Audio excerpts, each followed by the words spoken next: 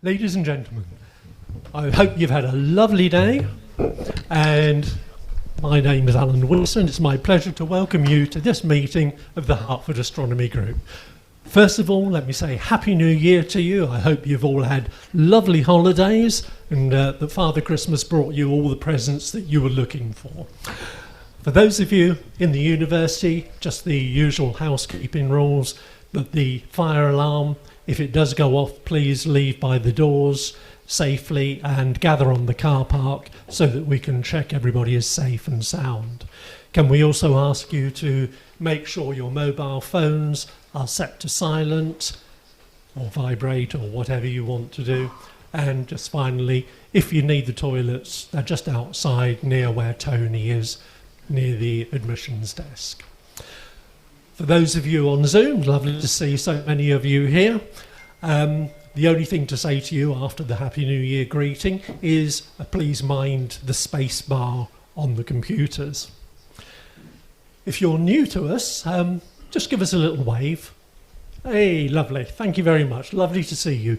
We always ask new people, please don't go home without saying hello to myself or some of the other committee members. We don't want you to think we're unfriendly. We like to see new people here. Even if it's your second visit and you haven't had a chance to speak to us, do come along and say hello. We always like to, meet you and make you feel welcome. The format of the evening, in a few moments, John Fraser will give us a talk about things we can see in the night sky. That's going to be followed by our guest speaker, Martin, who's come all the way from St Albans. Not very far, thank goodness for that, because of the weather. But he's going to give us a lovely talk about astrophotography. There will be opportunities to ask both our speakers questions. What we do ask is, can you wait to the end of their talks before you ask them? We will come round with a microphone so that everybody can hear them.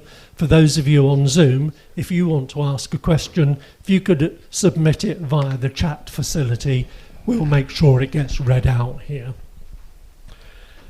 We aim to finish the meeting at around about 9:30, 9:45, but there are a few announcements to give you at the end. So again, I hope you've got your diaries ready because there's quite a list of them. So, no more from me. I'm now going to pass you over to John Fraser, who's going to talk about the night sky. Welcome, John. All right, hello. I am quickly going to go, quick as I can, go through what's in the night sky, what you can expect to see, news that's happened over the last year, the last month, and what we're expecting to happen in 2025. So, we'll start with an introduction to the night sky, mainly for anyone who's new, but refreshers are always useful. So this is Ursa Major, which you can't very well see. I've got the artwork up there. This is one of the best known constellations of the night sky. It's the Great Bear, if we get rid of the artwork that you can't see. So you can see, you can see the bear. The handle here is very easy to spot, and once you get used to seeing this shape, you will always be able to see it. Great thing about this constellation, it's high enough in the sky that it never sets. It's up 365 days a year. All night you can see it, assuming it's not cloudy. So about 20 nights a year you can see it, but you can see it any night you can see the sky. Okay. Now, one of the most famous asterisms in the sky here is the Plough, or if you're American, the Big Dipper. Very easy to see. The other stars are much fainter, and if I'm 100% honest, when I look at Ursa Major, this is what I see. I struggle to see these, and it has to be fairly dark. Now, astronomers like to find their way around the night sky using pointers and indicators. One of the most famous, known to every Boy Scout and Girl Guide in the world, is this one. If you follow these two stars along, you end up getting to Polaris, which is the North Star. It's a fraction of a degree off the North Pole. This is nowhere near as bright as these. These I can see on under city lighting.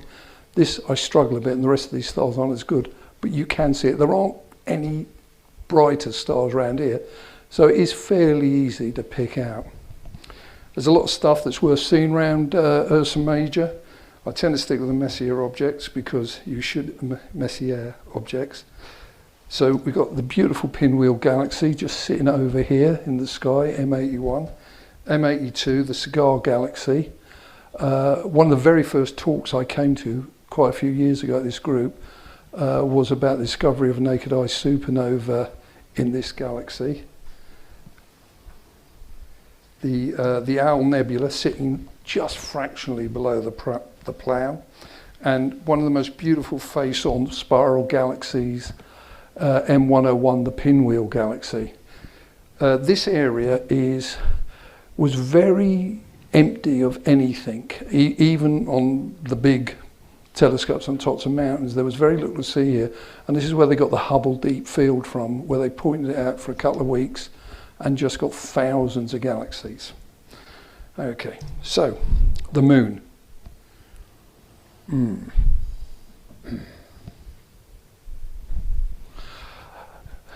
now wondering if I've got the date wrong for the full moon next month. So we get the full moon on the 13th. We run through the usual things. We've got two fairly close passes to the planets. Comes close to Uranus twice, and Mars very close on the 13th. Mercury's pretty much out of the question. It goes to Superior Conjunction on the 9th of February, which is where it goes behind the Sun. I don't know. Maybe you can see it. I couldn't. If you are going to try, please take sensible precautions. Don't look when the Sun is up. All right. So, right, Venus, Saturn and Neptune. Very much playing together. Venus is really bright. Minus 4.42 is incredibly bright. On Friday there was a beautiful sight of a crescent moon with Venus close by. It doesn't stay up all that long, set in about 8 o'clock. But it's stunningly bright, and you'll be able to find Saturn from it. They get very, very close on the 19th of January. They're just 3 degrees apart. Right. So if you're wondering, if anyone's wondering about degrees and how you measure them, I have a rule of thumb, which is a joke you'll get in a moment.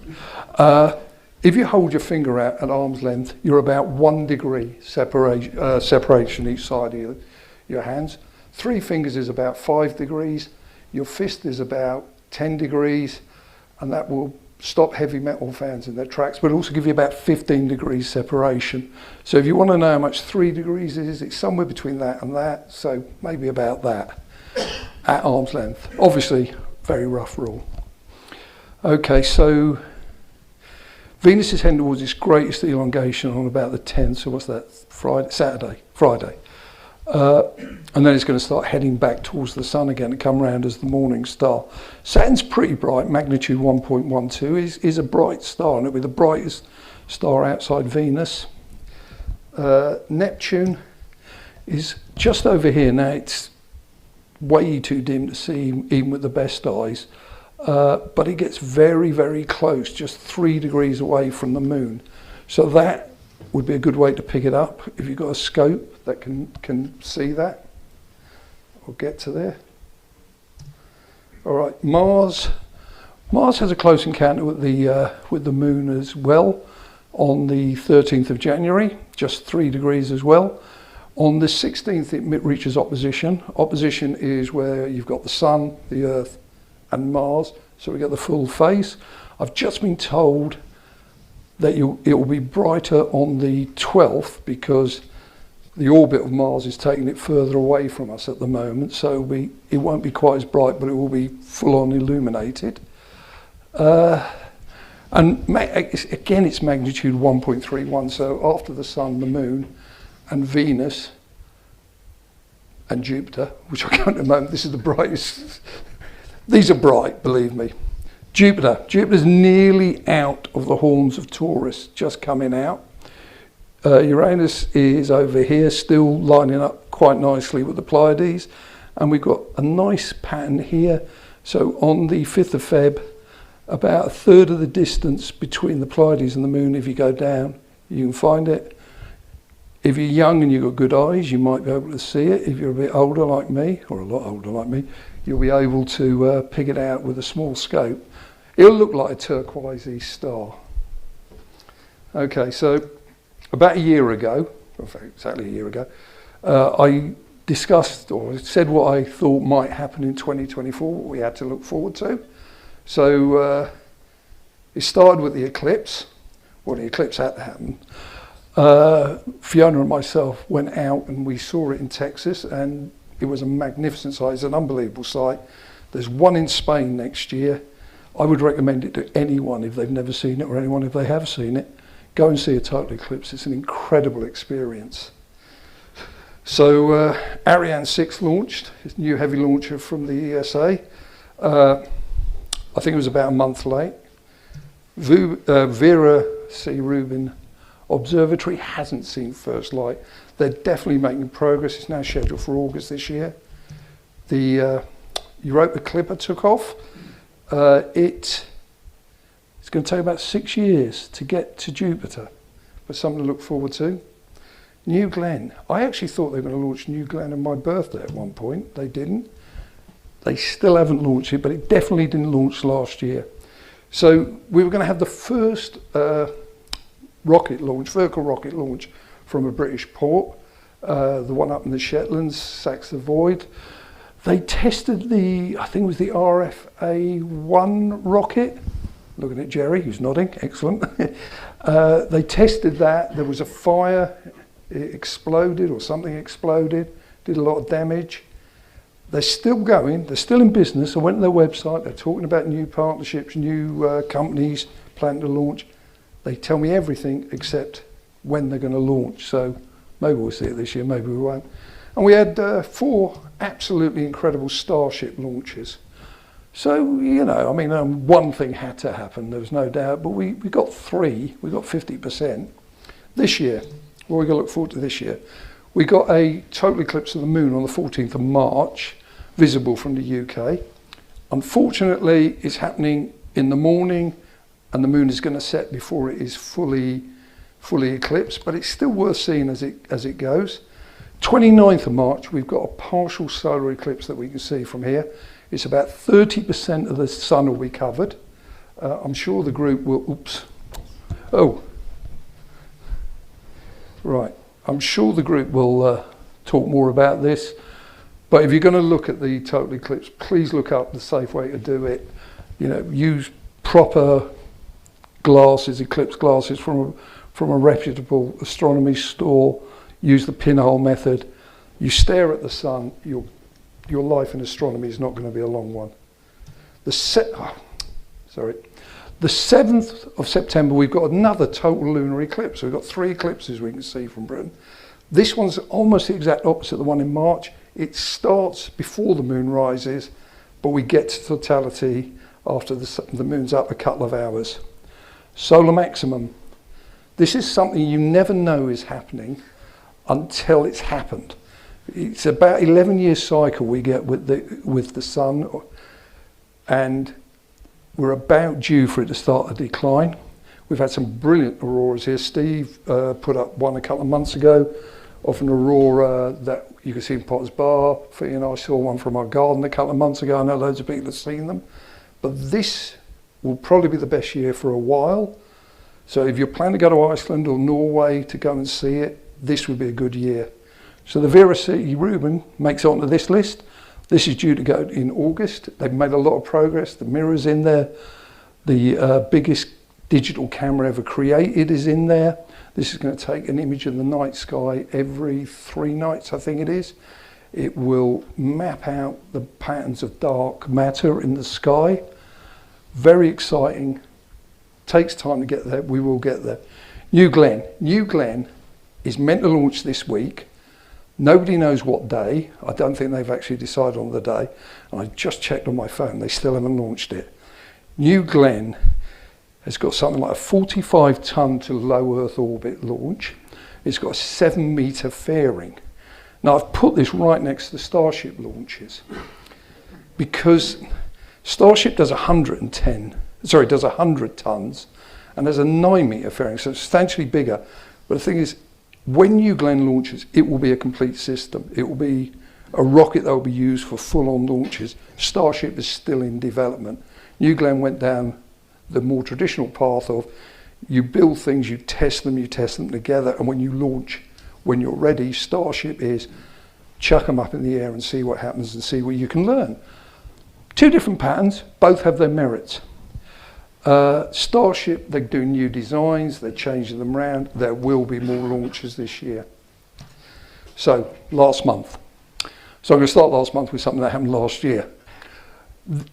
We had 260 orbital launches last year. This is a new record. We only had something like 224, sorry, the previous year. About 158 of these were US, 68 Chinese, the rest were mostly European, but also Chinese and a handful of other countries.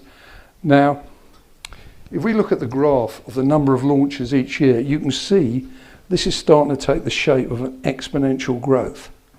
And if you just go down to 2020, the previous record year before 2020 was way back here in 1967. So I think we're hitting very exciting times in the space industry. Yeah, right. Dark energy. This thing surprised me. So anyone who isn't familiar with it, about 1990, they discovered the acceleration rate of the universe was speeding up. And it won the lead scientists on the two teams, because it was discovered almost simultaneously. It won them both the Nobel Prize. Now, this is put down to something called dark energy. No one knows what dark energy is. There's no proper description, but stuff like lambda CDM, which is the model for the cosmos. Lambda is the tension built by dark energy. This paper, there is a theory that I'd never heard of called timescape, and it says, so the dark energy model assumes that the universe is very smooth, homogeneous, all the way. Well, we can see that isn't true. The universe is lumpy. You have planets, you have stars. But on a truly cosmic scale, it becomes very smooth. With timescape, it says that due to general relativity, areas with a lot of matter have a lot of gravity and time slows down. Voids between the galactic clusters, there's very much less matter, very much less gravity, time speeds up, and this gives the illusion that the acceleration of the universe is accelerating. Well, this study took the Type 1a supernova data from the Pantheon study, and it matched it up to the two models. Now, both models worked, but the timescape model worked better, which suggests they're saying maybe the dark energy isn't a real thing. Considering it's 75% of the universe is dark energy, that would be quite a shock. I don't know if they can take Nobel Prizes back, though. Okay. Saturn's rings. This is one of these things. When I was young, and I admit this was a long time ago, no one knew how old Saturn's rings are. Now, I've seen various things that they're actually not very old. They are very old. They're not very old. There was a study that said that the way micrometeorites would break up the particles creating Saturn's ring would cause the rings to darken over time. And as they weren't dark enough, they couldn't be more than 100 million years old. This study said they overestimated the rate this would happen, and they're actually several billion years old. I think these two stories are very much great examples of science doing its thing. You have hypotheses, you have observations, you try to make a model that fits them, and you work through them. So you probably saw on the news, Parker Solar Probe made closest ever approach to the sun. It beat Helios 2's record, set in 2018. It was about 6 million kilometres, which is 0.04 astronomical units. So 4% of the distance between the sun and the Earth. Really unsurprisingly, Artemis 2, 3, and actually 4, 5, and 6, etc., have all been delayed. They have essentially run out of their contingency, and there were issues with the heat shield when Orion came back from Artemis 1. So Artemis 2, which is similar to what Apollo 8 did, has been documented as flying no later than April 2026. It's encouraging them to say no later. They frequently say no earlier then. So I think there's a good chance they'll hit this. Artemis 3, which is the actual landing on the moon, is now scheduled for the middle of 2027. Entirely my personal view, they're relying on Starship for the lander. I think they'll be hard pressed to have it ready by then. They have so much more development work to do. Okay, the pictures. We had a meeting of the Observation Society, which was really, really good. Now, can I say two things? There weren't just two scopes and myself and Fiona there. There were about 4 or 5 scopes and about a dozen people. It was very good. And the second thing is, most importantly, if you look at these two, I did let Fiona get on the telescope. I didn't hog it the whole time. Right. It was really good. I've got to say, Jupiter and Mars, to my mind, were the stars, but there was a lot to see. Very friendly, very helpful. I would definitely recommend everyone trying to go to some of these. Whether you're new, you'll love it because you'll see things you haven't. Whether you're highly experienced, you can help other people learn, you can see other bits of equipment. It's a nice sociable night out, although it was really cold that night. So Richard and Alana at the back can take names and numbers, or you can just email in if you're interested. And you don't have to go. All right. We did have another meeting scheduled for December. It didn't happen because December is just difficult for people. Richard took this picture. This is one of the things we wanted to see.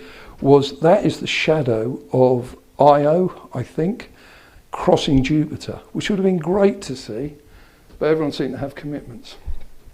Okay. Advance. Thank you. So Steve took this one of the Crab Nebula. This is actually very difficult to get imaging of. It's about 6 hours of film. Now the Crab Nebula, or 6 hours of imaging, the Crab Nebula sits in Taurus, up here near the horns of the bull. It's an old supernova remained. It was observed by the Chinese about 1,000 years ago as a new star that was bright enough to be seen in the daytime. At the heart of it is a neutron star, which is the remains of the star that exploded. They collapsed down to about 30 kilometers with more or less the mass of the star, or a star. The angular momentum of the star rotating, the preservation of angular momentum, means the neutron star is rotating about 30 times a second, and the magnetic field also intensified, is sweeping around. So you have what's known as a pulsar, pulsing at 30 times a second. This was the first pulsar to be associated with a supernova remains. It's about 6,500 light years away. Okay, so very sportingly, Steve sent me this image where he's got his image next to one from the Hubble. And considering the Hubble cost billions and maintenance cost hundreds of millions, which I doubt Steve's wife is letting him spend, this is an incredible picture.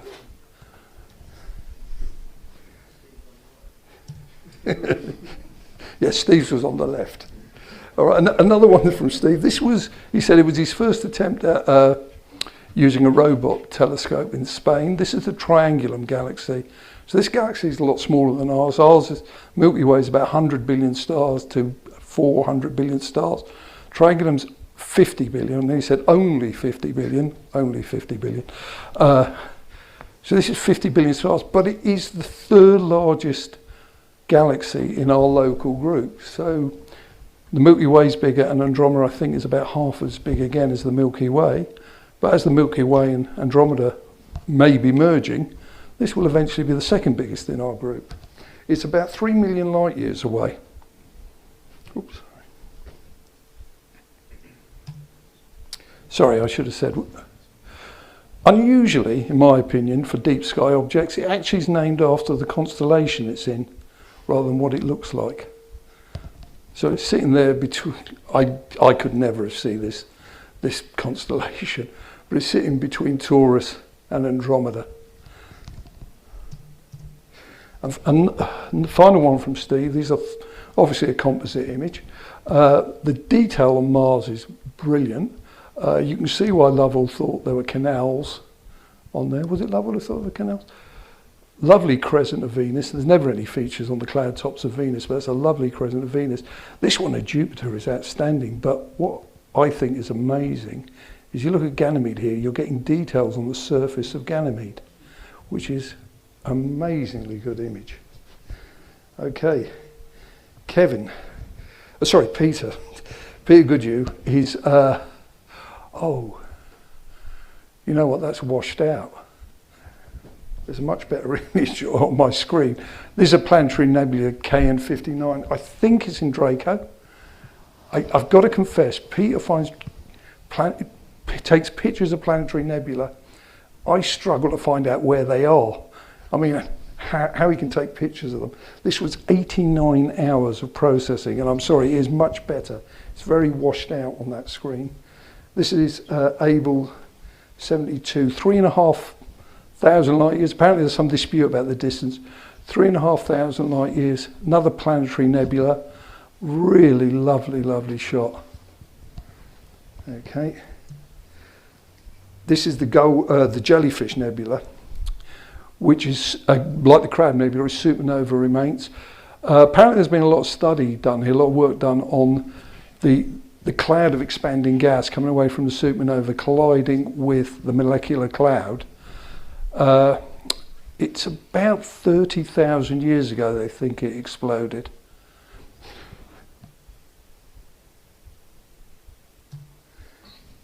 Sitting just down here at the, I didn't widen the lines, sitting just down here at the foot of the twins of Gemini. Lovely one of the Rosetta Nebula, I love this one.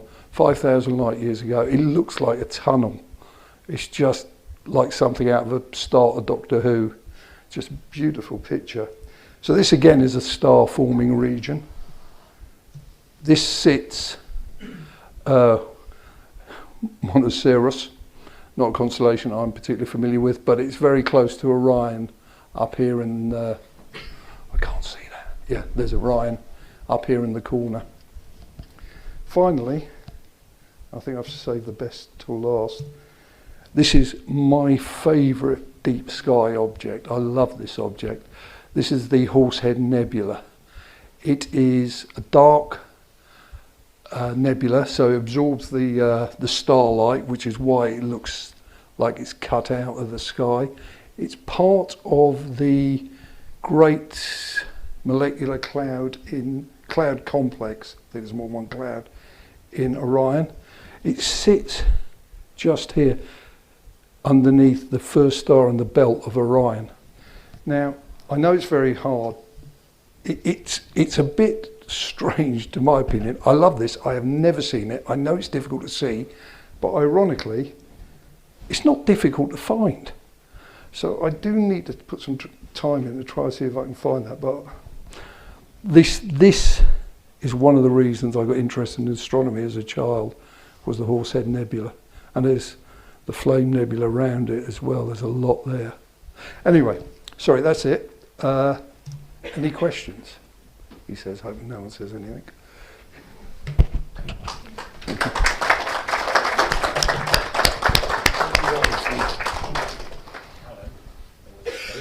We have a question. Let me give you the microphone, then those on Zoom can hear you.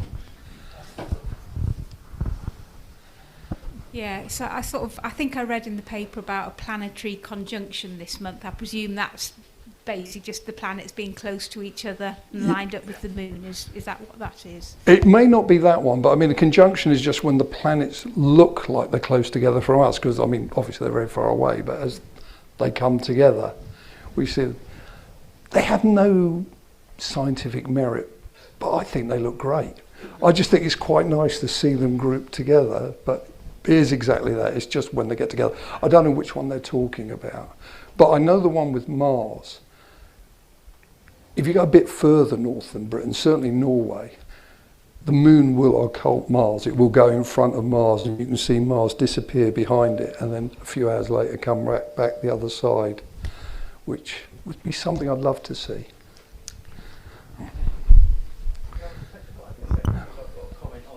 Yeah, sure.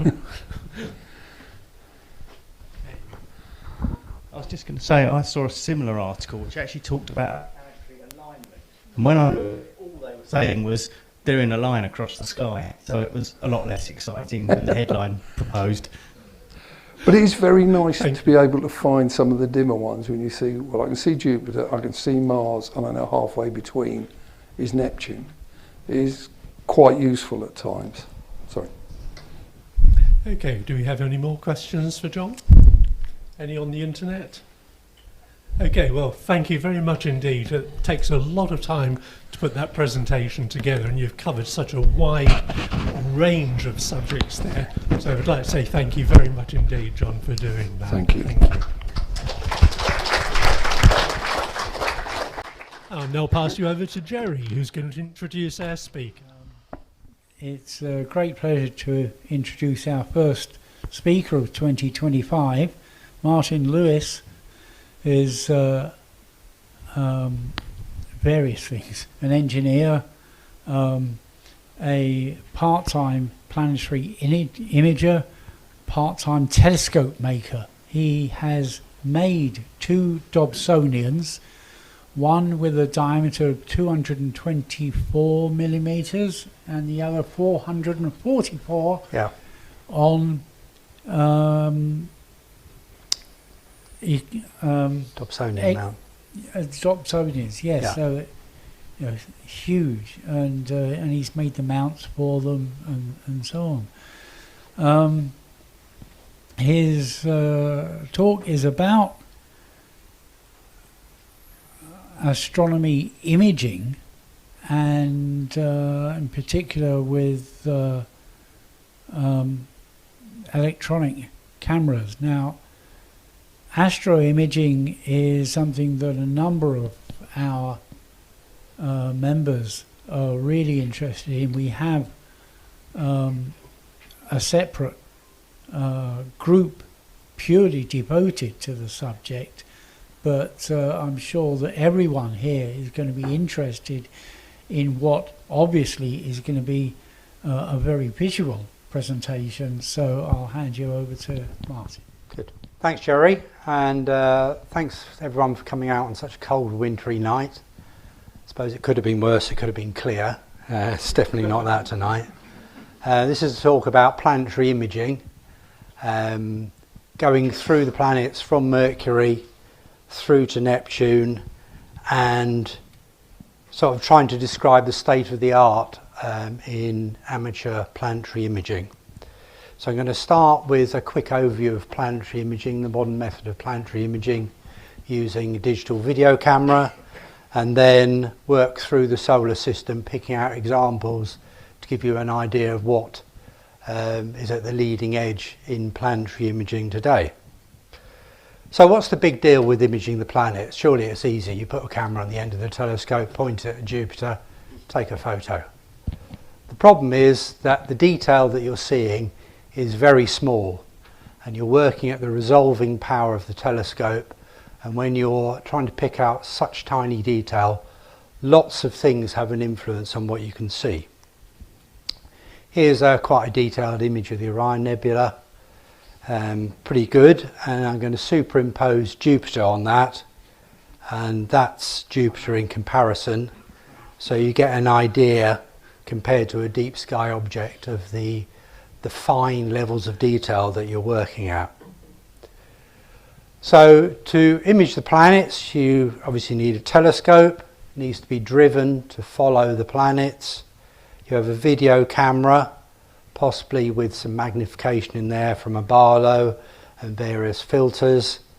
And then, because you're gathering a lot of data, many gigabytes of data in a session, that's got to go somewhere, and generally you connect your camera to a laptop and gather the data on there, and then process it later to bring out the image.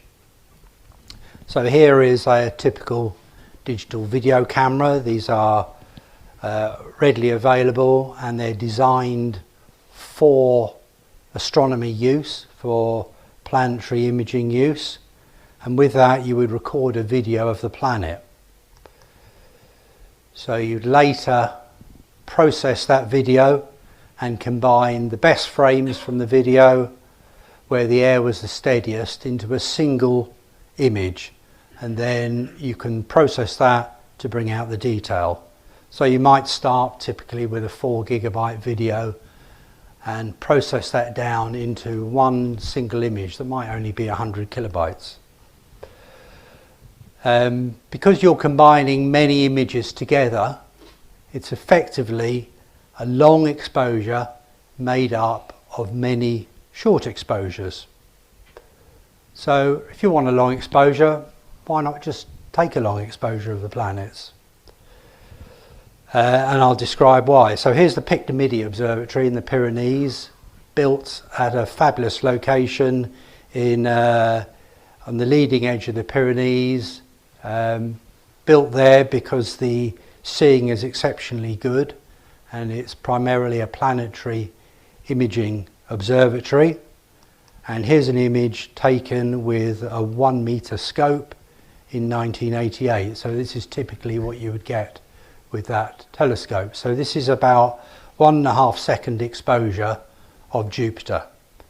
So a few years ago, some amateurs returned to Pictomidi, went to the Pictomidi, and using amateur planetary imaging cameras like the one I just showed you for a few £100 and modern imaging techniques, they took that with exactly the same telescope.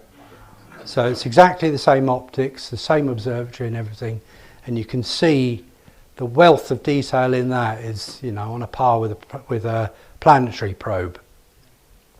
So I'm going to describe now the methods that are used. So here's a video of Jupiter taken in May, and you can see this is a pretty good night. You can see a great red spot there and a shadow transit, and you'll see it wobbling around, changing shape, moving around a bit. You know, some frames are sharper than others. So what you would do is you take your video and then run it through specialist software. Now the nice thing about planetary imaging is, compared to deep sky imaging, it's much cheaper and all the software is free. So one of the best bits of software for doing this is called AutoStacker, and you run your video through AutoStacker and it looks at all the frames in the video and assesses them for quality and puts them in quality order, puts the best ones first and the worst ones at the back. So you end up with, you can scroll through the frames and you can see the best ones at the beginning.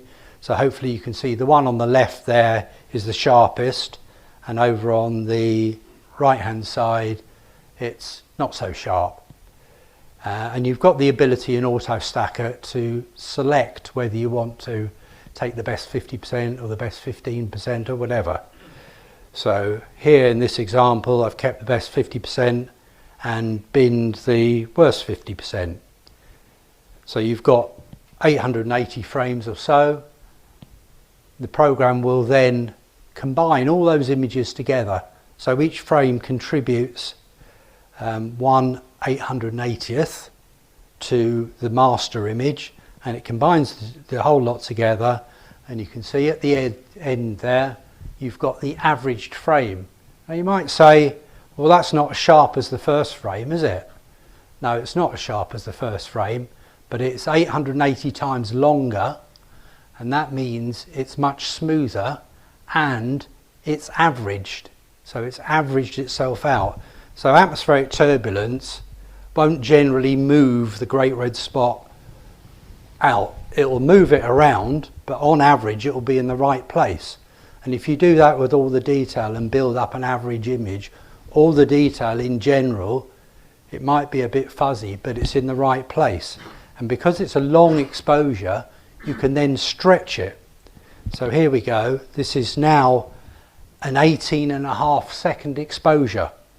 So by processing that video down from a minute, we've got 18.5 seconds of exposure in total in chunks of 21 milliseconds. And And what you can do is you can put that through another program called Registax and apply local stretching, and it brings out all the lovely detail.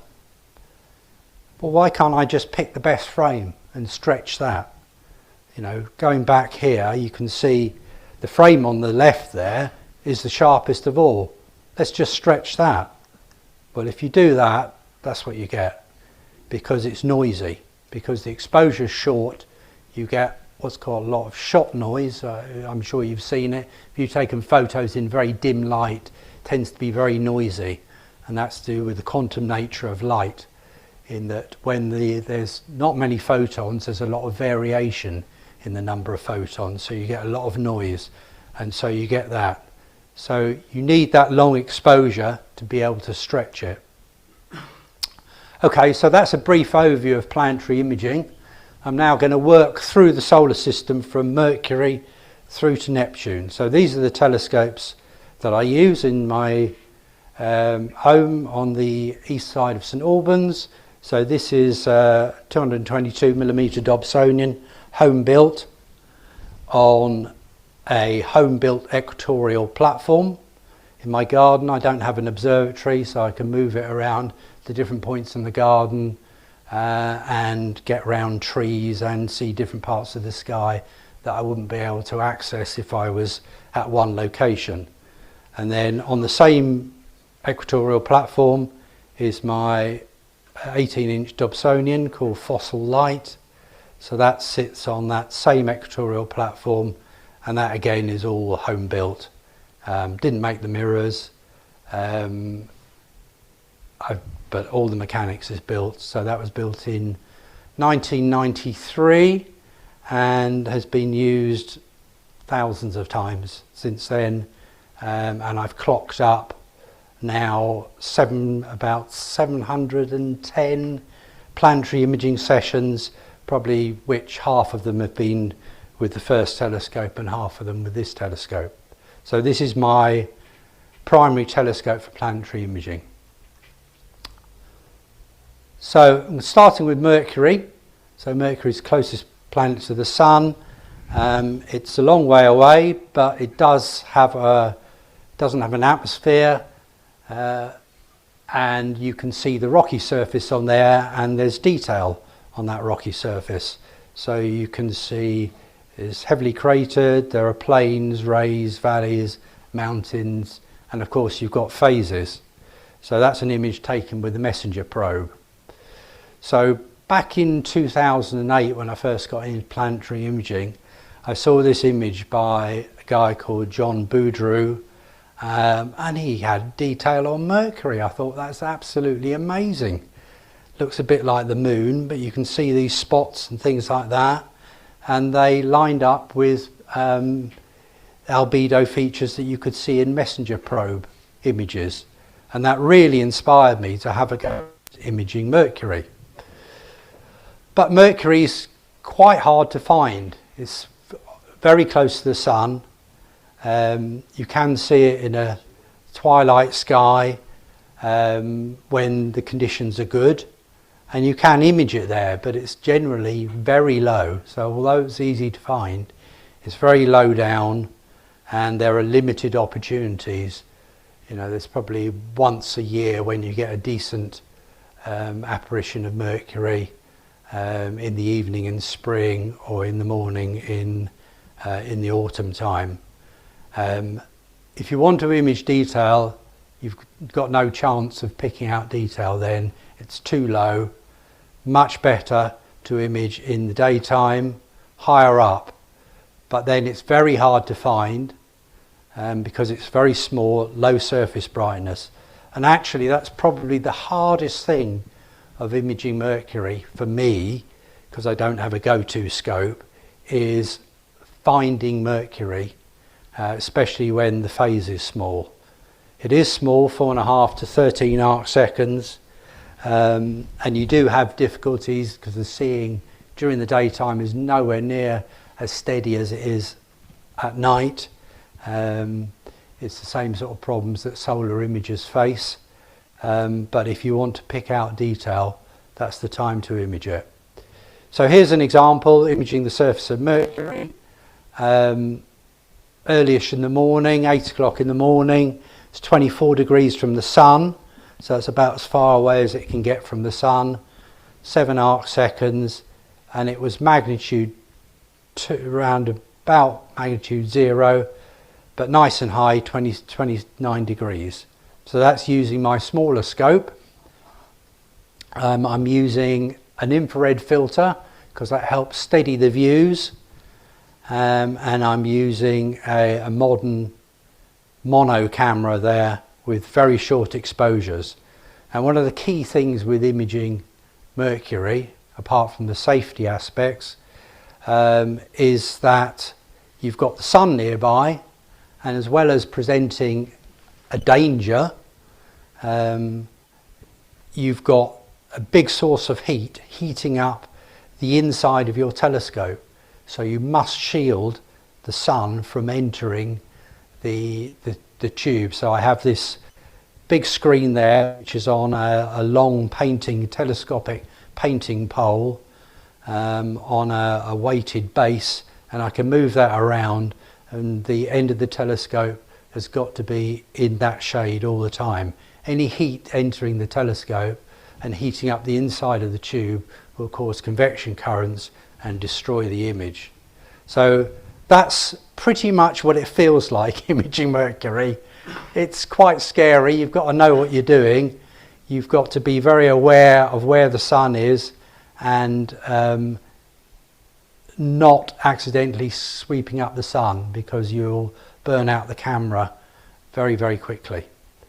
So you can see the shield there, and here is Mercury. So I'm going to play these videos now.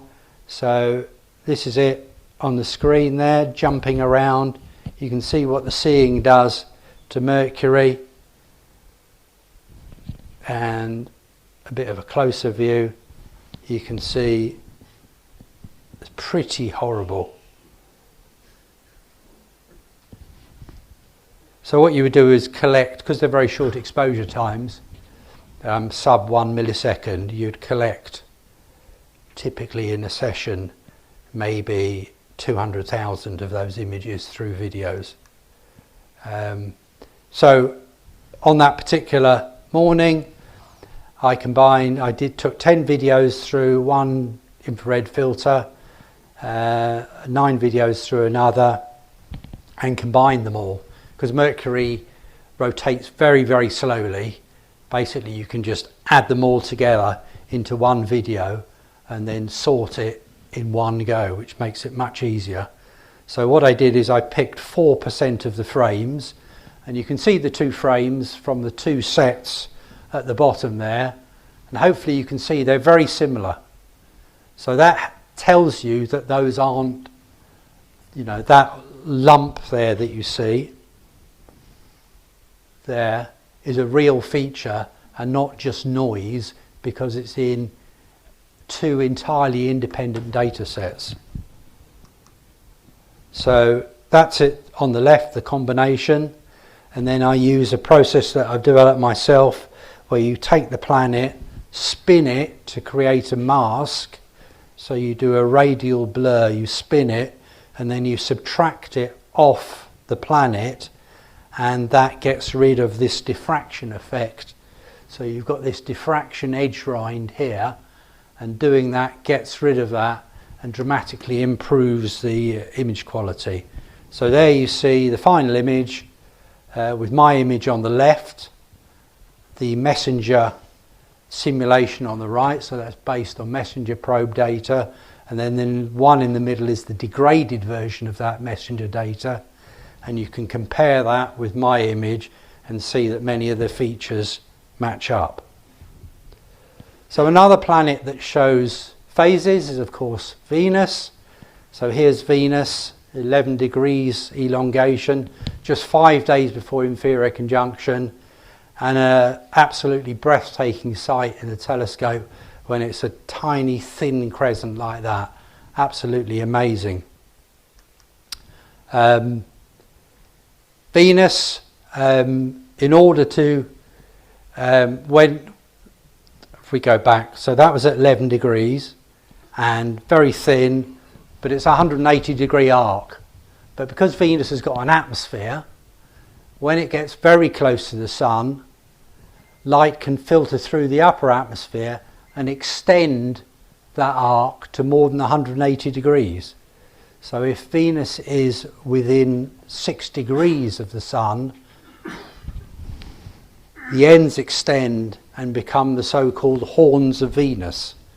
And if it's within 1.5 degrees of the sun, then it becomes a full ring.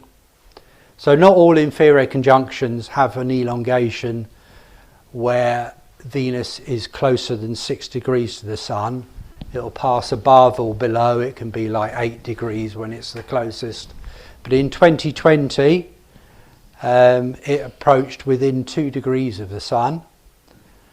And I thought I'll have a go. I'd tried Mercury, lived to tell the tale with that, so I thought I'll have a go with Venus at 3 degrees from the sun, and see if I could catch the horn extensions of Venus.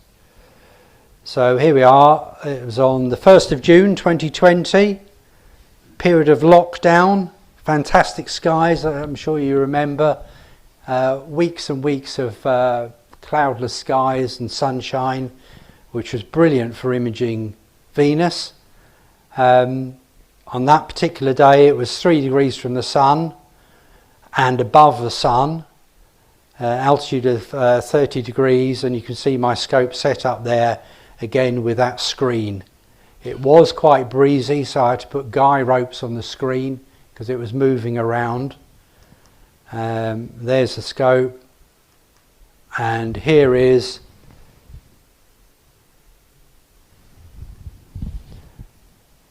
it's quite easy to find, much easier than finding Mercury, because Mercury, when it becomes a crescent, becomes really quite a faint planet, whereas Venus maintains its magnitude because it's got an atmosphere. What was quite interesting was all the rubbish. If you focused a bit nearer than the planet, you could see all the pollen and fluff and everything going through the atmosphere.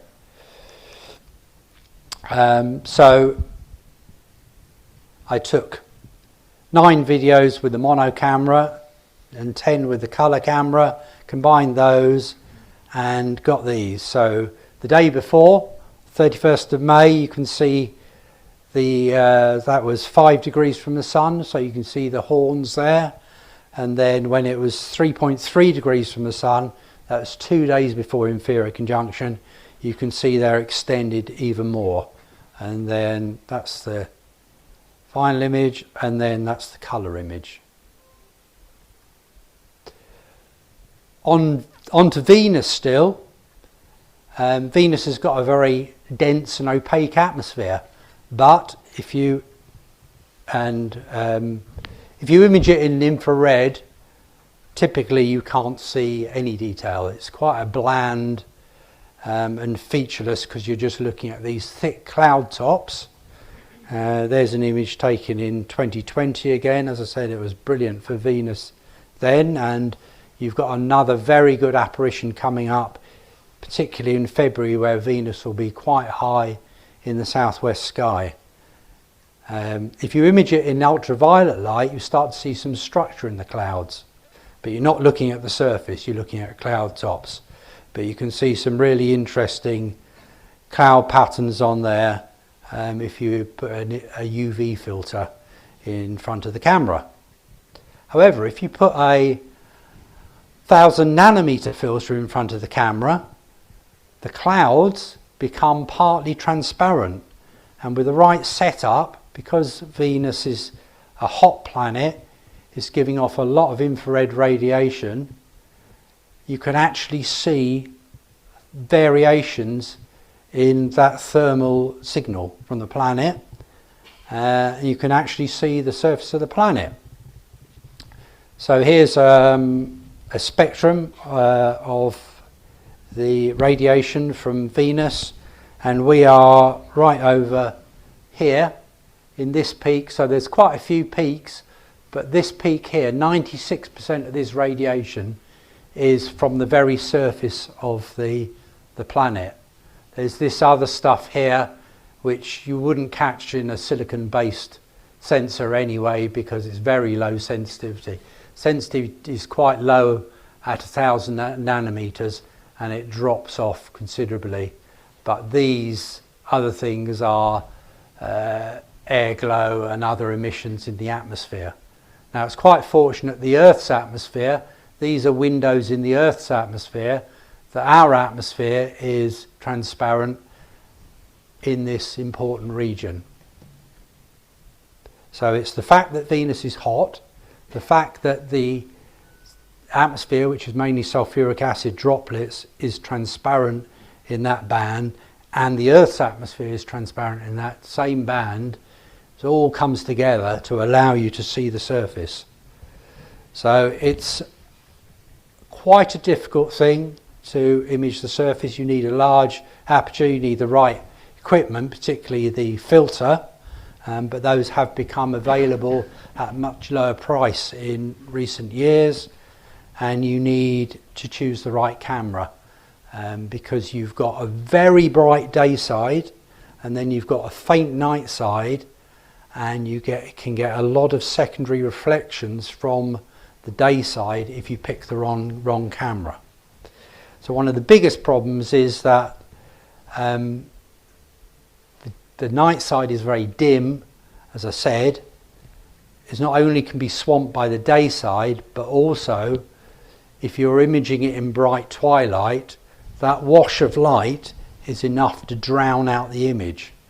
And you can see here, these are two images taken in September 23.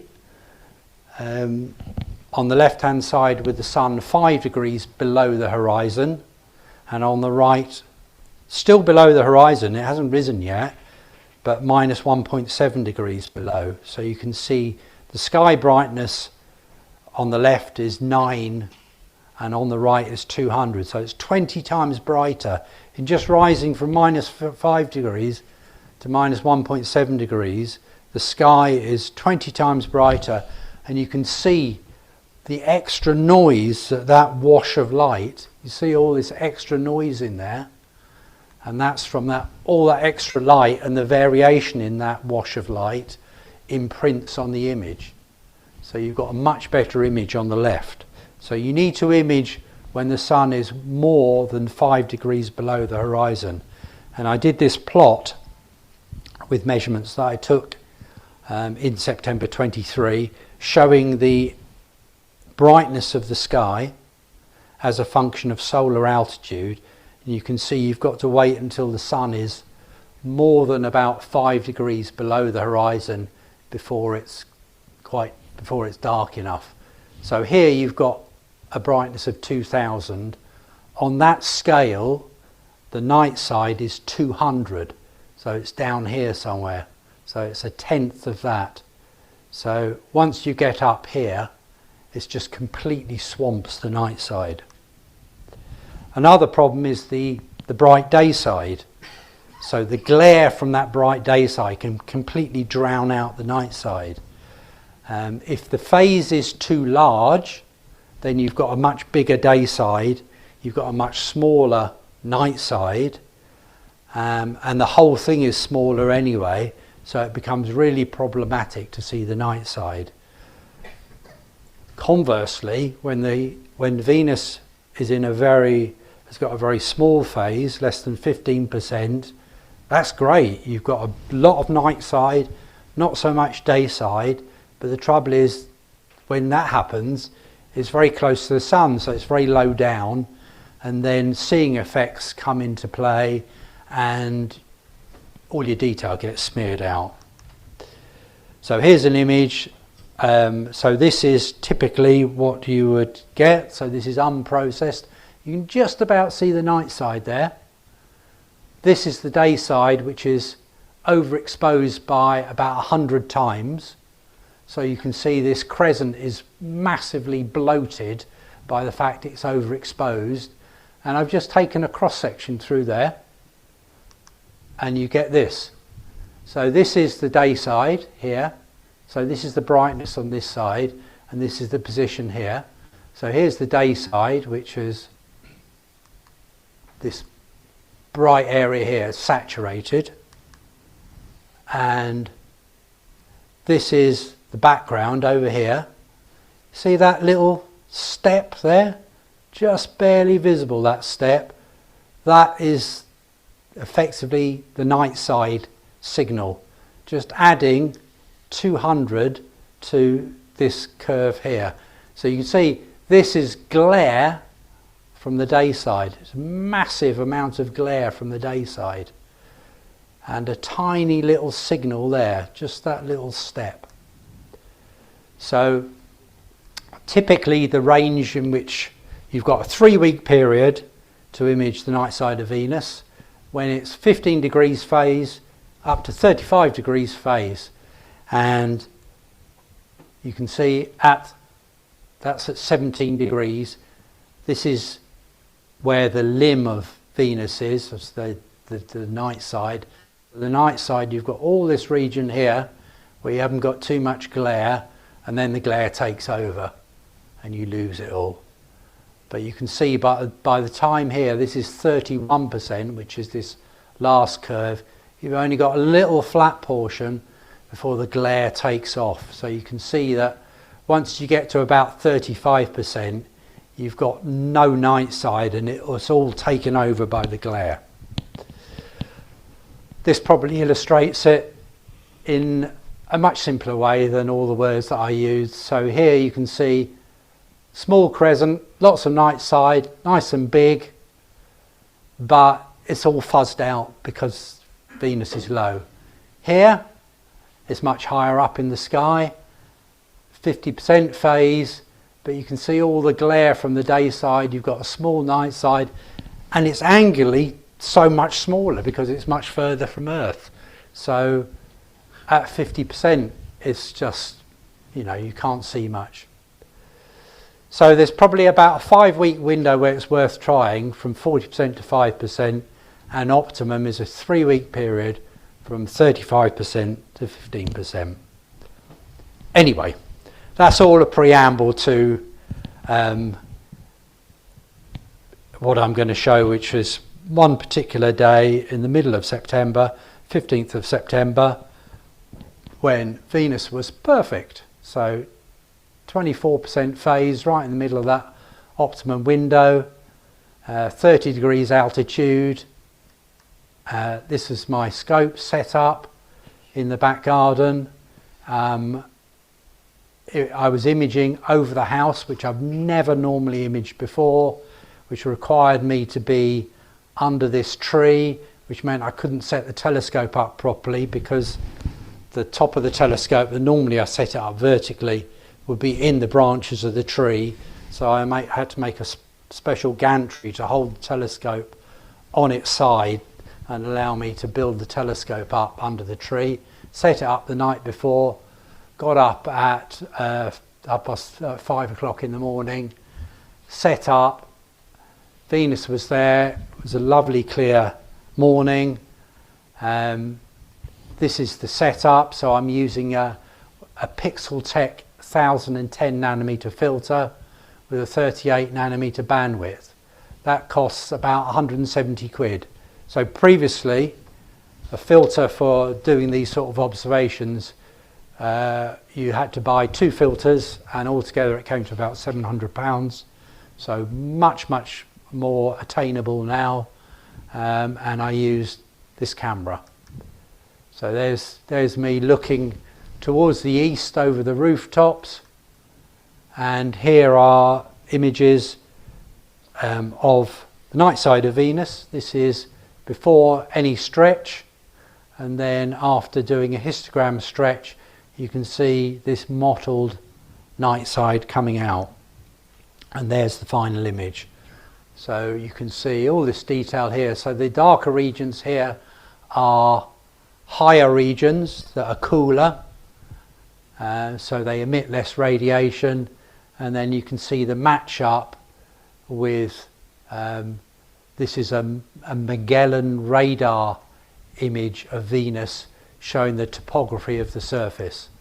So if you take Venus, unwrap it to make a rectangular projection map, you can then take the Magellan data and my data and see, you know, reasonable correlation here, reasonable correlation here, reasonable correlation here. Yeah, not too bad, so I was quite pleased with that. On to Mars, so the other side of Earth. So this isn't one of my images, this is a Hubble Space Telescope image of Mars, but you can see craters there. Can amateurs capture craters on Mars? Yes, they can.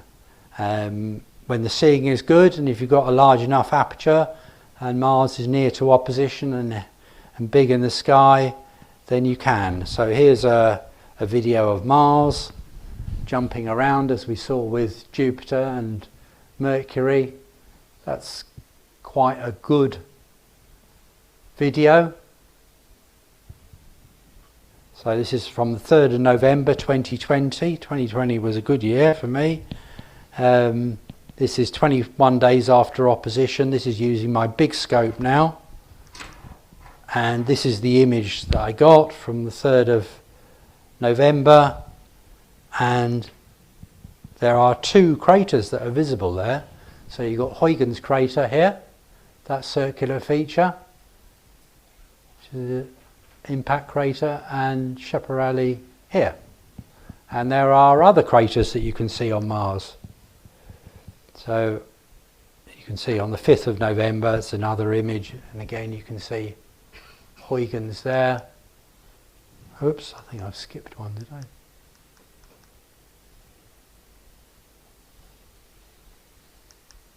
I think I skipped one. There is a feature down here that you think, oh well, that's a crater as well, but it isn't. And there's also another crater you can see called Newton, but there are these circular features here that you think are craters, and they're not craters either.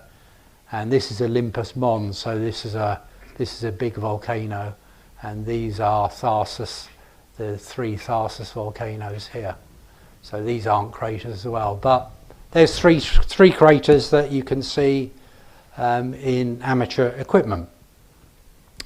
Here's a nice one. So this is every 6 years, Jupiter, the plane of Jupiter's satellite system edge on to the Earth, and you get mutual events where the moons of Jupiter can cross in front and behind each other.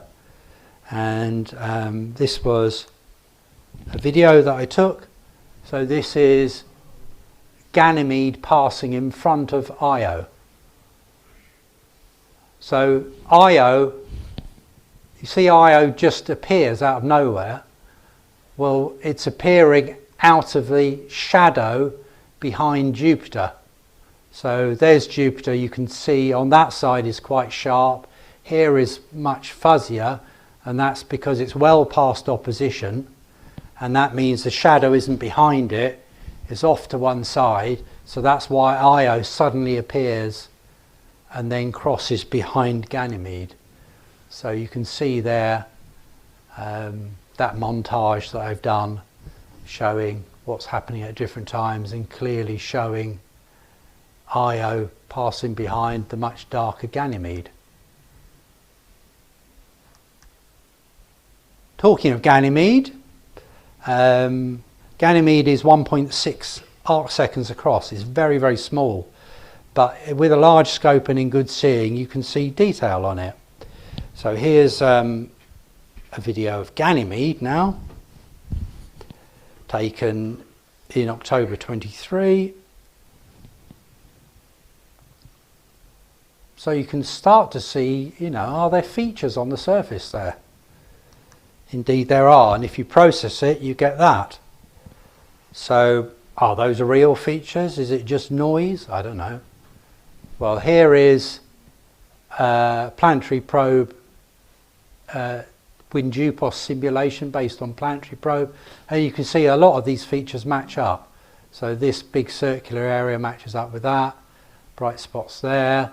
And I've also, at the same time, I did Io, where some of the features match up. Europa, much more bland. And amateurs have done maps of Ganymede, done a full 360-degree map of Ganymede, which is something that I want to have a go at once I've gathered more data.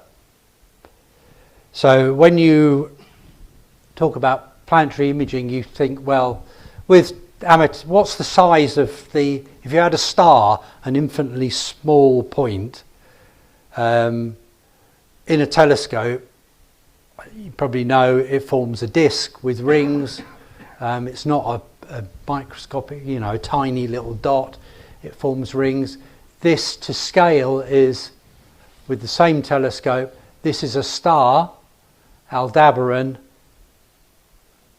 set against Ganymede. And you can see how amazing the software is, that it can take every spot on here, effectively, is one of these, is an airy disk with a ring around it. Lots of them all overlapped to create that image there, and the software is able to effectively unscramble all that and pull out that detail. I think it's absolutely amazing. So here's the camera pixel grid at the same scale. The camera uses 2.9 micron pixels, and that's all at the same scale. So that grid, that and that are all at the same image scale. So you get an idea of how incredible it is, the incredible levels of detail that you can pull out with the telescope.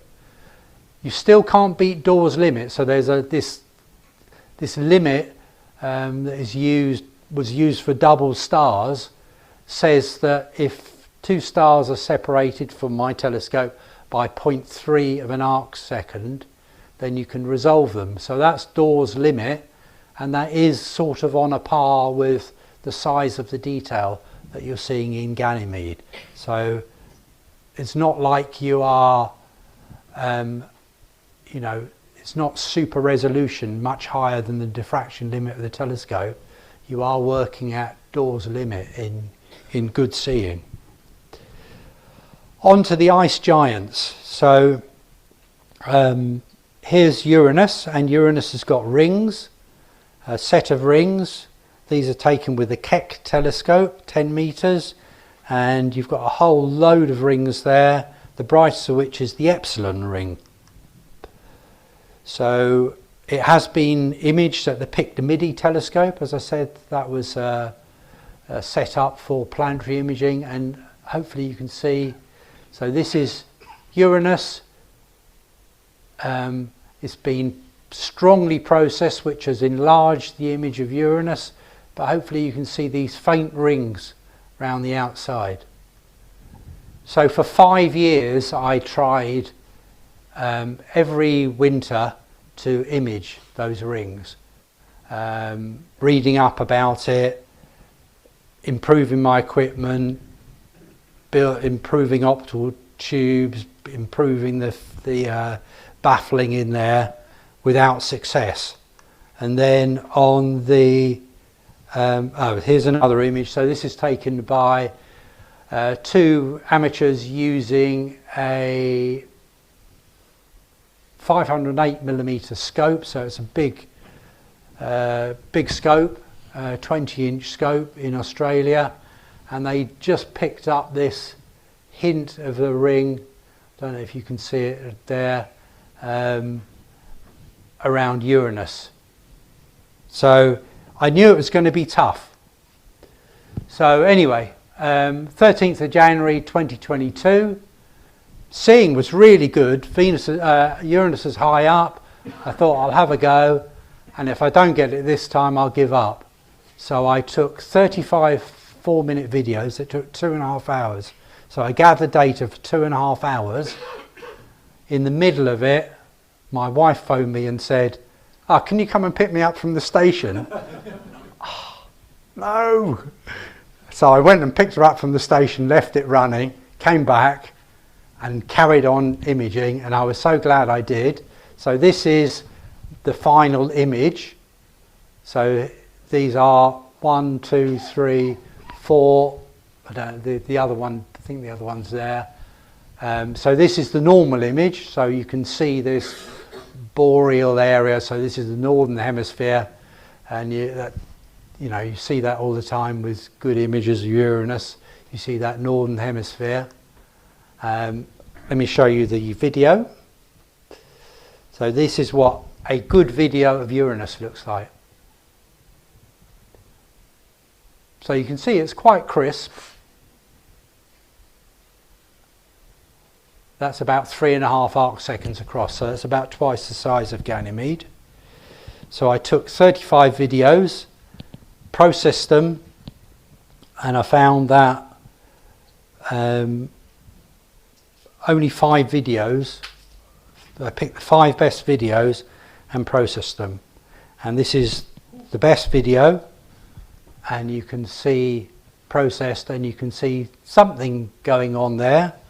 And if you stack them all, then you've got this here, and hopefully you can see this is a simulation of where the epsilon ring should be, and I've got something there in exactly that position. There's Miranda.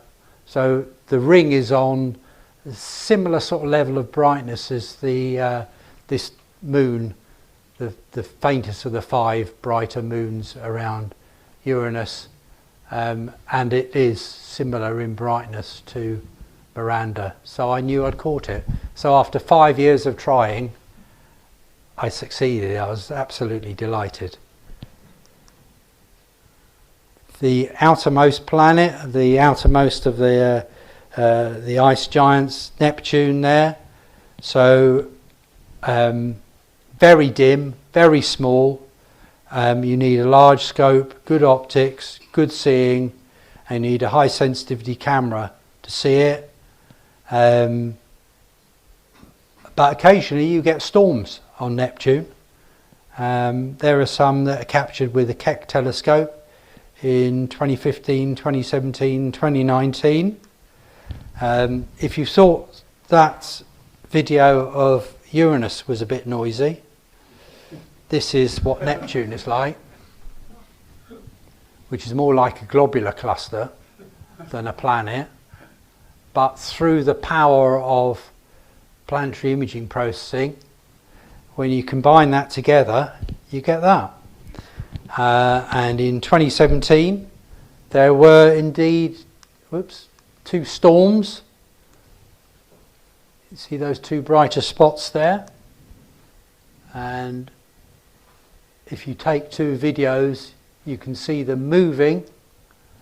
And I found, when I was preparing this talk, an image taken with the Hubble Space Telescope a few days after. So that was on the 15th of October.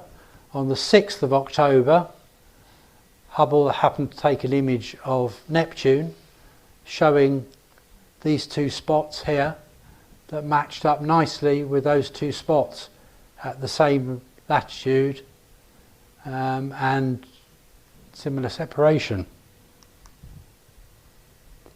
So at around October and November, there were quite a few amateurs on Earth who were following these bright storms in the atmosphere of Neptune, and here are some other images there on the 1st of November showing those same storms. So that's the end of my talk. I've got a website if you want to see some more of images and all sorts of other stuff that I've got in there. Maps of Mars that I've taken. There's even some stuff on the International Space Station. So there's one bit there, if you've got half an hour of your life you don't want back, there's a page about this spot here, which was Steve Bowen on the end of the manipulator arm. There he is. So this, why I believe that spot of light is Steve Bowen on the end of the manipulator arm. It's not just him, but the end of the manipulator arm. And these are the areas that I think were illuminated by the sunlight when it passed over St Albans in January 2011. Thank you very much.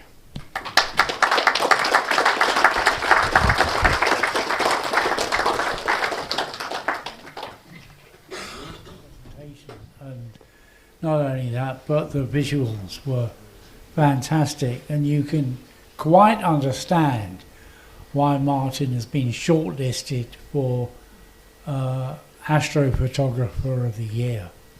I'm sure that we have various questions from the audience, so please, hands. Yes, two.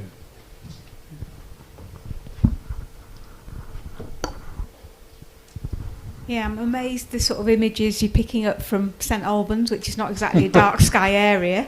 No. Just wondering what difference it would make if you were using that same equipment in a true dark sky area in this country, for example. Very little really. With planetary imaging, you're not particularly relying on a very dark sky. What's more important is the stability of the atmosphere. I'm quite fortunate in that when I look south, I look down a whole line of gardens, so I haven't got buildings and things giving off heat. I'm looking down greenery, and that helps a lot. But as you saw, I'm imaging Mercury in bright daylight, and the phases of Venus and things like that in bright daylight. And often I'll image in twilight, which is much worse than any light pollution.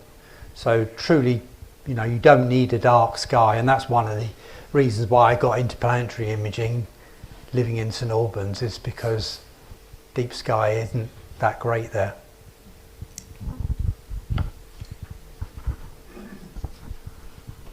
Yeah, I was just wondering about the video. The image moves around, jumps around. Yes. Is that purely because of the atmosphere, or is it the Yes. motor?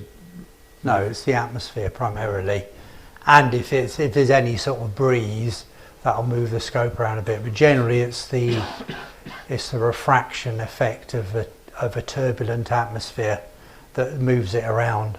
But AutoStacker just finds the centre of gravity of the image, and then finds that, and then just lines up all the centres of gravity. So it takes that all out. So that isn't a problem at all. Thank you.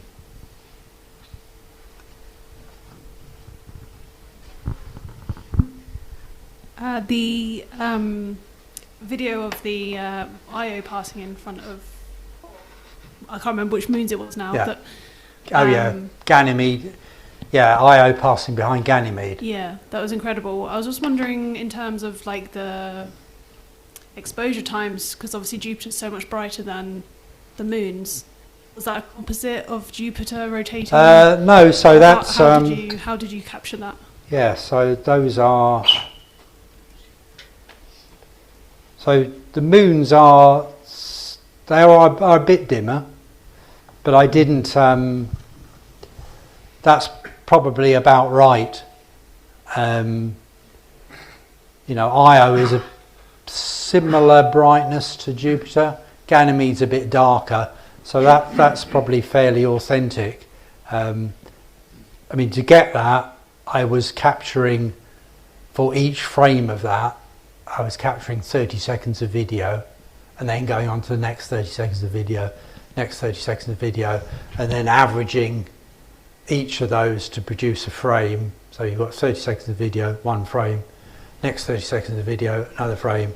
But you can see here how they are a minute apart, and you can see frame by frame how much it moves in a minute, quite a considerable amount.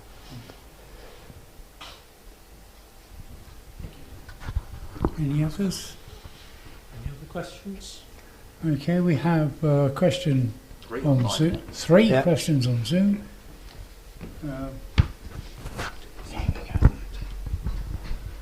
So Peter Waters asks two questions. Yeah. First is, any top tips for a complete amateur wanting to start imaging a planet?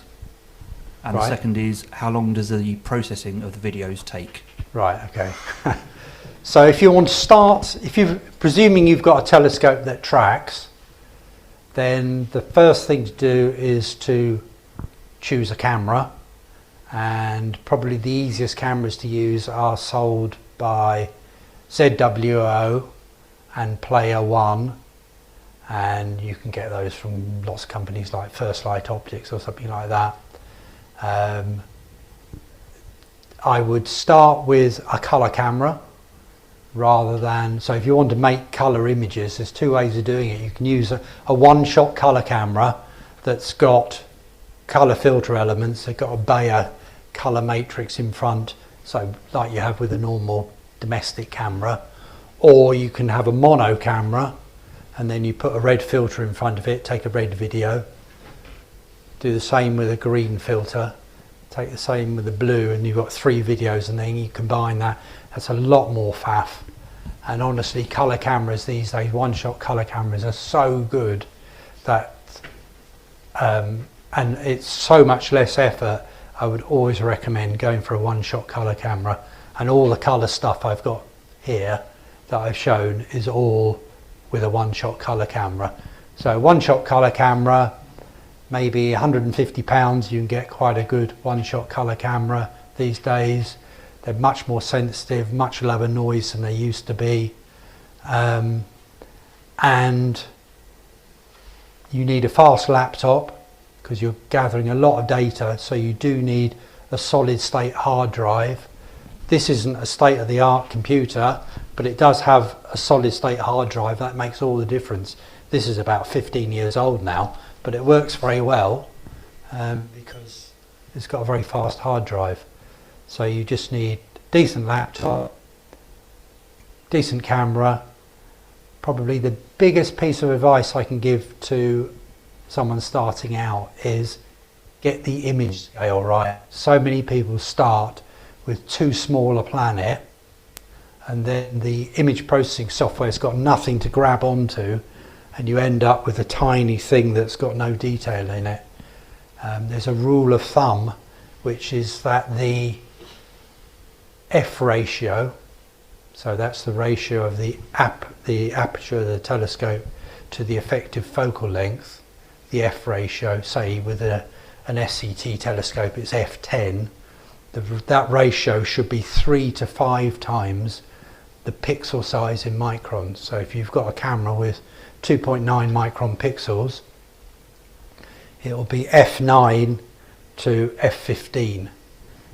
Pick that range. If you pick too small a range, it'll just be too small, and that's probably the biggest mistake that amateurs make, is starting too small. Blow it up big. I mean, for Mars particularly at the moment, it's fantastic. It's nice and bright. You can blow it up big and get loads of fabulous detail. So that was the first question. What was the second question? The second was, how long does the processing of the videos take? If the seeing is good, it can be half an hour. If the seeing is terrible and you've got to do loads of work, it can be all evening.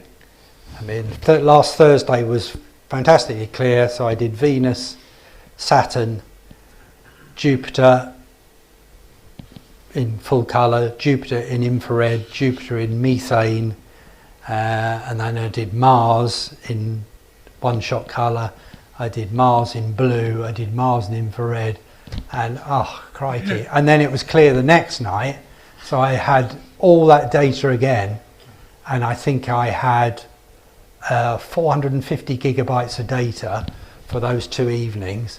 So it was like, 3 days of work then to crunch all that down and come up with, 6 images.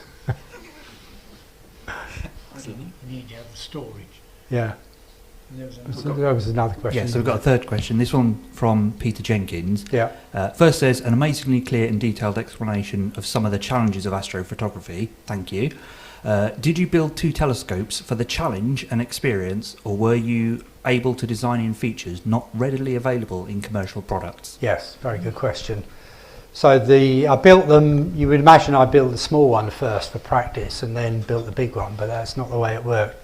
I built the big one first, and the way it started was that, so I used to be interested in astronomy when I was a teenager, and I had a 3-inch refractor, and then I lost interest and I came back to the hobby as a result of seeing Comet Austin in 1989 when I went to a wedding in on the east side, on the west side of Ireland. Had fabulously dark skies, and I thought, crikey, I've really missed this. So I'd heard about this Comet Austin. So it's a big Irish wedding. So this is the night before the wedding, and so the evening before everyone had been drinking. So the house was full of people, all sleeping on the floor, snoring away. I thought, right, I'm going to have to get up, creep through all these people to go out to see this comet. And so I did this. No one stirred. Everyone had been making merry the evening before. Went up this street. It was in the middle of nowhere. Never been there before. And I thought, wow, this is really scary. Walking out here, no one knows I'm doing this. I'm on my own. This is a fabulously clear sky, very low population density in Ireland. And I just thought, wow, this is just so amazing. And it was all that fear combined with this sky, and it just sort of sent electricity through me. So I got back into astronomy then. So I bought a 10-inch. By that time, things had moved on. You could buy a 10-inch Dobsonian telescope quite cheaply. Got that.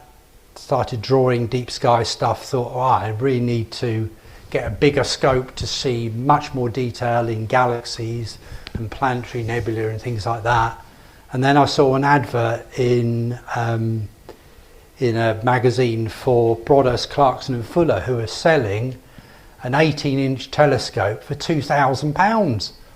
Whoa, I've got to have one of those. So I phoned them up and said, when can I come and pick it up? Oh no, sorry, that was a misprint. It's meant to be £12,000. Oh, right, okay. So I thought, but I want a big telescope. So I thought, I'll build one myself. But this is before the internet. So this is 1993. The stuff wasn't on the internet. You couldn't buy books on it. So there was this magazine called Telescope Making Magazine. Amateurs over in America, all black and white, sort of like a newspaper almost, with these pictures of these big Dobsonian telescopes. So I've got to have one of those. How do I build one? I was pouring through all these photos, and basically I had to design it myself.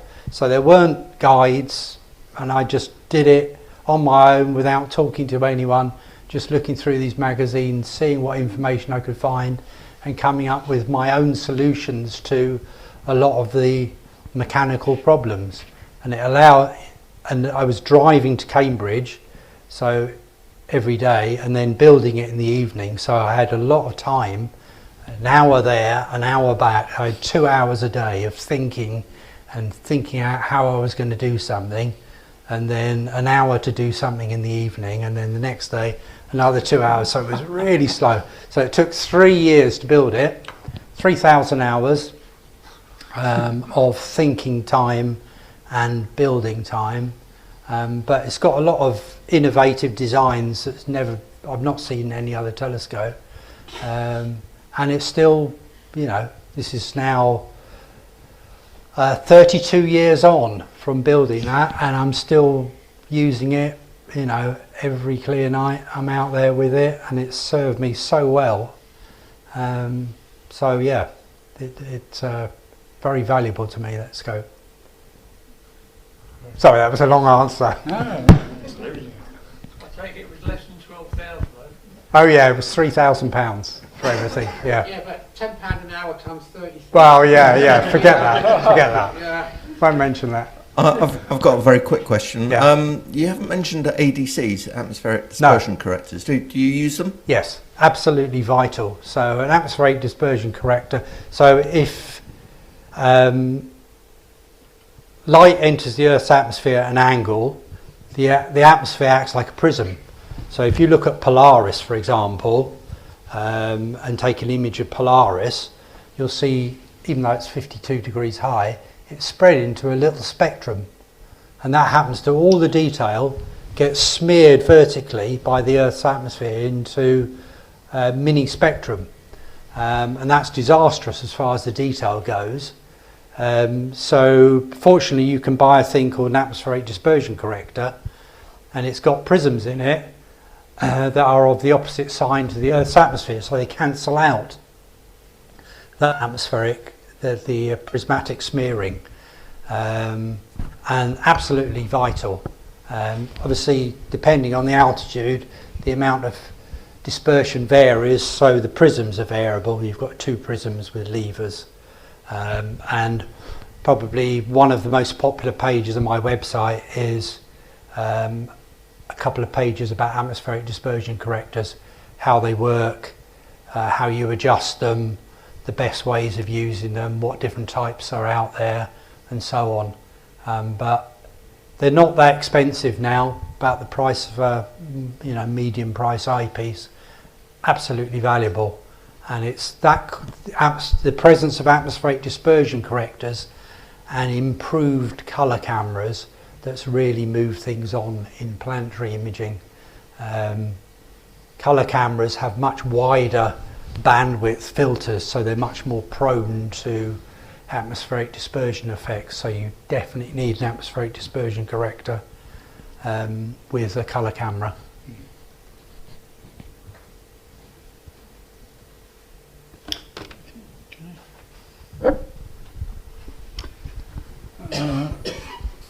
Any other questions from the room? Okay, well, I have one which struck me when I saw your picture, the HST picture of Mars. Yeah. Now, it's always said that when looking at the moon, the best time is not at full moon. Yeah. Because you're looking at it when all the shadows are in line with your line of sight. Yeah. And when Mars is at opposition, you're getting the same effect. Yes.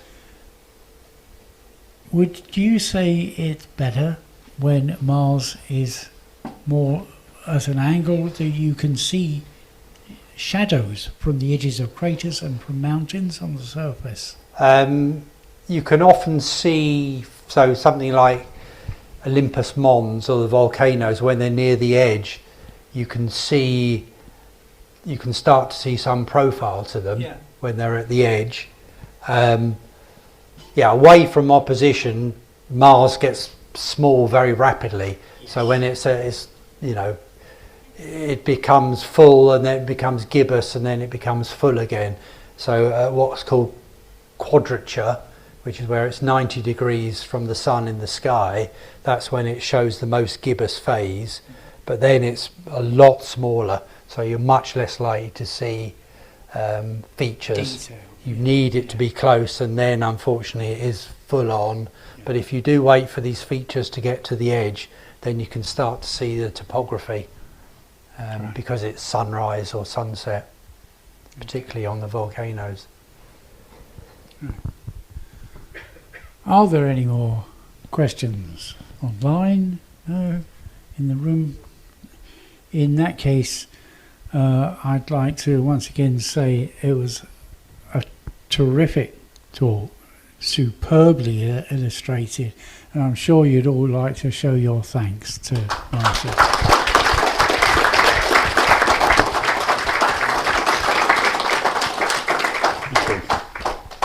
Okay, I'm going to hand over to Alan, who's going to go through a number of announcements.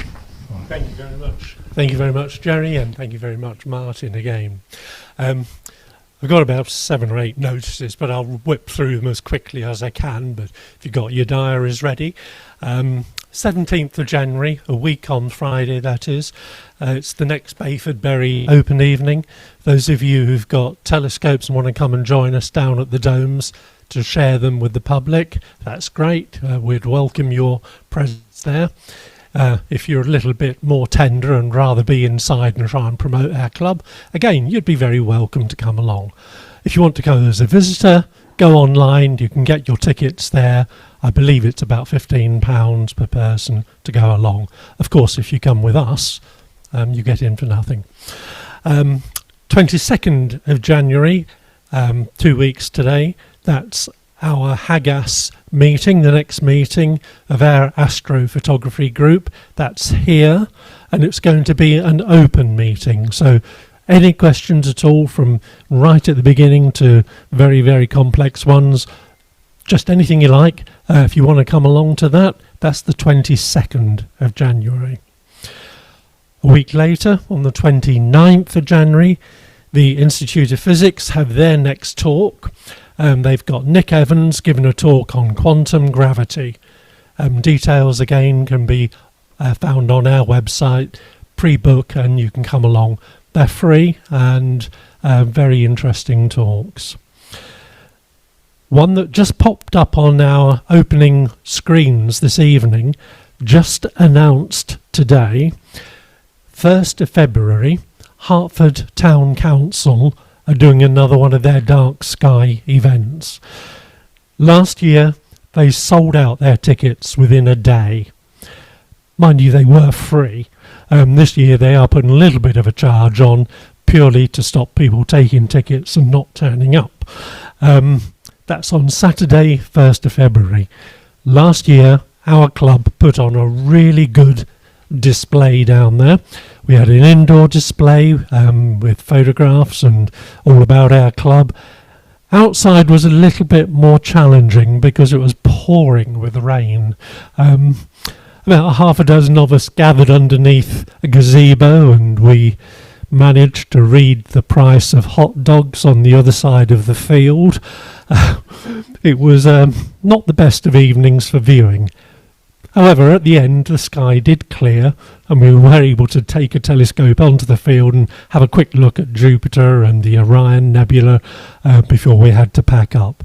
But we do need the volunteers. As I said, we had about 6 people last year. I've got about 3 people already have said, yes, we'll come along to that. The event runs from 5 o'clock till 7 o'clock. An hour before that we can go onto the grounds and set up. So we'd look forward to lots of volunteers coming along and helping us on that. Saturday, February the 1st. On the 7th of February, that's the next scheduled date for Bayford Bury for their next open evening. So if you missed the 17th of January, 7th of February is the next one. Our next meeting is on the 12th of February, when we've got Quentin Stanley coming along talking about the art of numerical modelling. No, I don't either. So come along and let's find out about it. Tonight's meeting will be posted on YouTube in 2 or 3 days' time, as several other of our meetings are on there. Again, you just go on our website, there are links there, just click the button, it will take you straight to any of our previous meetings. And that just brings me to say thanks ever so much to the University of Hertfordshire for the use of this wonderful facility, and of course a big thank you to all the team who've made tonight's meeting possible. Thank you ever so much, and thank you all for coming along. Have a safe journey, watch out for ice, and we'll see you next time.